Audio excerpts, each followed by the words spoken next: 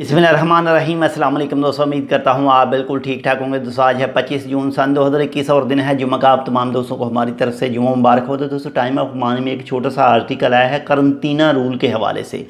फ़िलहाल उसमें कहा जा रहा है, ministry of health of Oman की तरफ से कहा गया है कि जो भी कोविड-19 की वैक्सीन की डोजेज़ लेंगे उनको करंतना का रूल फॉलो नहीं करना पड़ेगा, यानी उनको करंतना नहीं करना पड़ेगा।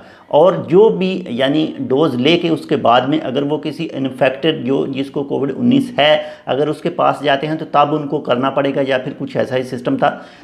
लेकिन अभी तक ये नहीं क्लियर किया गया कि ये ट्रैवलर के लिए है या फिर किन के लिए है। जैसे ही इसके हवाले से कोई मज़ीद अपडेट आती है तो वो भी इंशाल्लाह आपके साथ शेयर करेंगे। इसकी मज़ीद अपडेट आना अभी बाकी है, जैसे ही आएगी तो आपके साथ फ़ौरन शेयर की जाएगी। तो अगर आपने अभी तक हमारा ये channel tech with Urdu subscribe नहीं किया तो आप इसको सब्सक्राइब कर सकते हैं। मज़ीद मालूमात के लिए मिलते हैं आपसे दूसरी अपडेट के साथ। तब तक के लिए अल्लाह हाफ़िज़।